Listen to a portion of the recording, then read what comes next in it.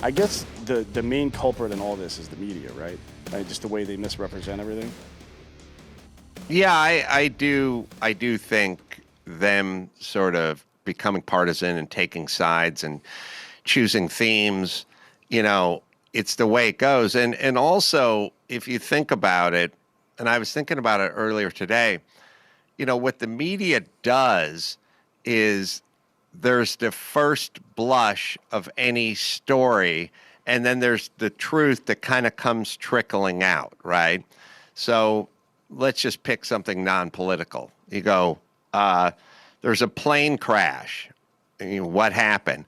It had engine failure, and it hit the side of a mountain. And you go, okay. And that's the first story you hear. And you let it sit for a little while. Later on, it starts turning out that the pilot was crazy, and maybe the pilot intentionally took the plane into the mountain. But as long as you get as long as you're first with the engine failure story, that's the one that 65 to 80% of Americans will believe 2 years from now, right? So they get it first, they get it wrong, they point it a direction they want to point it, and then they know that most Americans don't have enough bandwidth to ever go really undo it. And a lot of Americans like the theme of what they're talking about. So you go, the Rittenhouse case, you go, vigilante kid, mom drove him to Kenosha, AR-15, went out hunting BLM members. Okay, good. First one. We got in first. Now, it's all wrong, but we got it in first.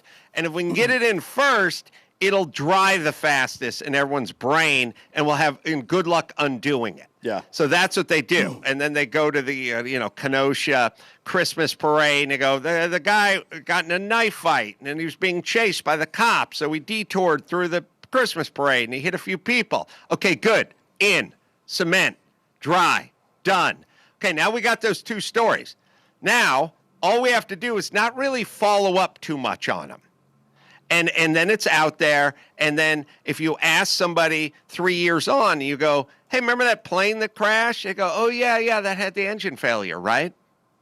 That's how it works. That's basically where we're living. Now, the big question is why is the media invested in the engine failure story? Right. Why aren't they invested in the truth?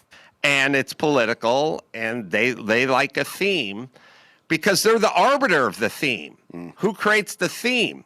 They say like, oh, society. Society's not creating a theme. You're pushing a narrative, and society's eating it. So you're a narrative pusher, not a news teller anymore, and that's what's happening. I think it also doesn't help that people, to your point, like the engine failure thing, someone will hear, like, when you're like, no, it wasn't engine failure, the fucking pilot, dude, he put it into the mountain.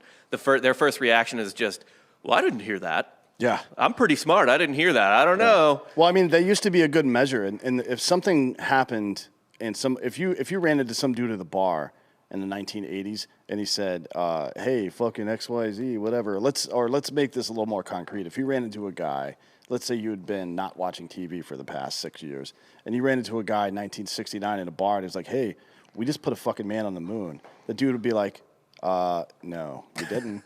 Sure didn't. But if you put the New York Times in front of him and it says that, he'd be like, oh shit, that really happened. Because the New York Times doesn't make up bullshit. And for some reason, it's probably the, what was it called? The Gelman amnesia effect? Yeah. It's probably the Gelman amnesia effect, but people still have trust in these institutions, although less and less. And it still is like third party authentication. You know what I mean? Mm-hmm. Like where, this person says it's true, so it must be true. We don't have the time, as Adam said, we don't have the bandwidth to build all these schema in our head to know enough about a situation to know if it's right or wrong or correct or not or whatever. Or the bandwidth to feel shittier. So Yeah. which is why they hew to like what they like to hear, right? Yeah, but so back to Adam's point where you have the Rittenhouse thing and there's a narrative that comes out that is clearly anti-white, right? Like because there are no black people involved in this case. There are 4 people involved, not one of them black, but somehow the kid's a white supremacist. People, even up a week after the fucking trial was over, were saying it only cost us 3 black lives. Well, first of all, only 2 people died, and both of them were fucking white, dummy. So none of this shit is true, but it's enough that they were like that. And that could just be seen as, well, they're contrarians. They still see whiteness as the dominant power, so they're whatever. They think they're counterculture, whatever. But then on the other side, when they fucking say things like, Waukesha will hold a moment of silence today, marking 1 week since a car drove through a city Christmas parade, killing 6 people and injuring scores of others. A car did that. That sounds an awful lot like Ellen Omar's Some People Did Some Things, right? Talking about 9/11. This is not reality. Right. So it's one thing for them to be anti this kid or whatever as an effigy for the whole fucking movement, but then to willfully shield somebody who murdered people on purpose because they were white from that's a very aggressive act, in my opinion. Not the driving the car. Well, it's a two-way street. You have to, pardon the pun, but you have to play up Rittenhouse and the white supremacy movement. That's play it up, juice it up, and then the car driving through the Christmas parade with the guy with all the anti-white and BLM postings on it, that we have to push down. So it's not, it's kind of two things. We have to do two things at once. We have to build up our candidate, and we have to push down the other. And that's what you see. So you get to see in the course of, 3 days, you get to see the media at work. You get to see them push up and inflate Rittenhouse and tamp down the other case simultaneously in the same state in a 72-hour period. It is very... If you just study that one 72-hour period, you'll understand the media. Yeah, it is really interesting, and you're starting to see some of it come to fruition where people's minds are rebelling against certain things, right? I guess on both sides, a lot of people have distanced themselves from people they would have allied themselves with before because people just get too crazy, like Marjorie Taylor Greene is a lunatic. Right. But on the left, Politico is tearing itself apart right now. There's news stories all about it, all over the place, about how people are tired of them intentionally misrepresenting reality towards some woke bullshit. And they're just like, what the fuck? Like, these are senior people at the company Politico. Yeah. Like, hey, we're not doing this anymore. We're writing crazy things. They also do this thing with, like, Marjorie Taylor Greene. And, you go, AOC is nuts. And, boy, if she ever gets any real power, we're in trouble. And then they go, what about Marjorie Taylor Greene? She thinks that Jews have laser beams and, shoot down satellites. And you go, okay, that's fair. But here would be my challenge to you. If I just showed 100 Americans a picture of AOC and 100 Americans a picture of Marjorie Taylor Greene, which one could they identify? Right. Yeah, nobody knows what Marjorie Taylor Greene looks like. Yeah. Right, because she's not the leader of anything. And this false equivalent bullshit they try to do, they go, well, what about crazy person on the right? It's like, that's true. She's considered crazy.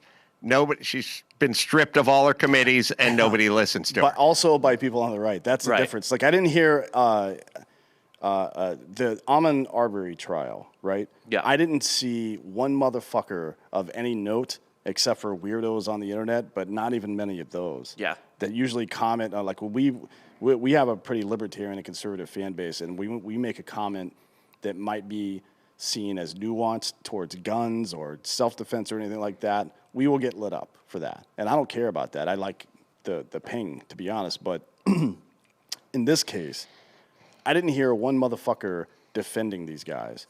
They essentially hunted this dude down, right? I just haven't heard it. So I don't want to hear the false equivalence where, like, if this were fucking blah, blah, blah, well, here's an example, and it just fucking happened. Like, within a 2-week period, all these things transpired to prove what you're saying wrong, including the guy from the Breonna Taylor case who shot a cop. Yeah.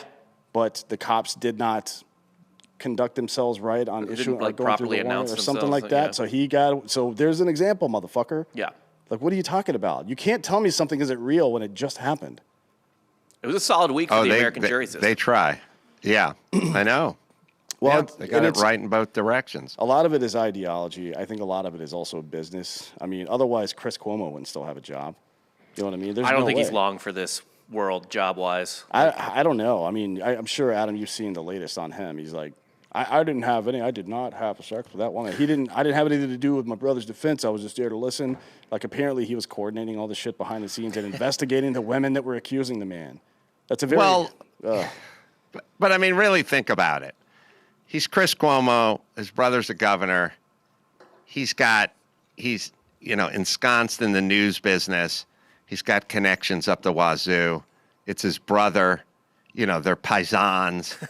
Like what brother? The notion, when he makes the announcement, hey, I'm just an anchor. That's my brother. He's on his own. I have no involvement with it. Why should we believe it based on what, if he did, if he was a roofing contractor, maybe I'd believe it, but he's in the business. Yeah. And his brother, all right, but look no further than Joe Biden and Hunter Biden. Ooh. Joe Biden's like, I have no idea what my son's business dealings. We never talk about. Well, think about that statement. If your son had a frozen yogurt place in Glendale, don't you think you would talk to him about his business? Well, you definitely... Much less his son going to China and dealing with a bunch of people you've hooked him up with. Like, it's patently insane to think that Cuomo wouldn't go to bat for his brother, and it's patently insane to think that Biden wouldn't have discussions with his son about his international business. Yeah. It doesn't help that they have a bank account together. Who, Joe and Hunter? Yeah, that's kind of rough. I mean, when you see that, when he's like, Right. I didn't know what was going on. And like, well, you literally need your fucking social security number and you present to start that account. So, I mean, maybe you gave him power of attorney. I don't know. That happens to a lot of crack addicts, though. That's true, yeah. Yeah. The scariest part about that entire chapter with the Hunter Joe Biden part is when the laptop came out and they got 50 former FBI and CIA guys and Brenner and all that kind of stuff, and they all just signed off saying Russian disinformation. That's the part as a country we should be frightened of the most. Yeah, where were those assholes with the Steele dossier? Because that was all made up. Like, what the fuck? If you think about it, in terms of fear of a citizen in our nation, Hunter doing what Hunter did, that's what a lot of ne'er-do-well kids do. Biden doing what Biden did, that's his oldest time. Politician using his power to get. The scariest part of the whole equation is you getting 50 former CIA and FBI directors and everything else to sign a document of something that they knew was unprovable, they knew was untrue, and it was a complete bullshit. That's the scary part, that those guys are doing that on behalf. It's not what Hunter's doing, and it's not what Joe's doing. Yeah. It's what they're doing. That's the scariest part. And then you get to wave the piece of paper around and go, 50 of the highest ranking intelligence people we have signed a document that said there should be more made of that. Yeah, I'd like to know why this guy's, and it's so funny. It's like, I was talking to Dr. Drew about this the other day, but it's like when they go experts, when they go like, we're going to give the taxpayers, $5 trillion, and the experts say it's not going to cost a penny. And it's like, same experts that signed the piece of paper that said the laptop was Russian, or different. Is this a new set of experts? Yeah. Different set of experts? It's funny. How far out the window have experts gone in the last few years? Well, I don't think they've ever been I don't think they've ever been good. Like, it's funny because people know, sports fans know that like 90% of the experts on television are dog shit. Yep. But every expert on normal news is pretty good somehow. It feels like it probably tracks across industries. It's an aspirational marketing thing almost, but basically, what new journalism is you find out, you run polling to see what most people believe, right? And maybe you can push their belief to one direction or another, but you run polling to see what their core beliefs are, and then you fucking not even fabricate, but put together small pieces of news, maybe with a little bend on it, just so far that they'll reach their confirmation bias and pay no more attention. That's why people can That's why Rachel Maddow still has a job, despite defaming Trump and his entire staff for 4 fucking years straight.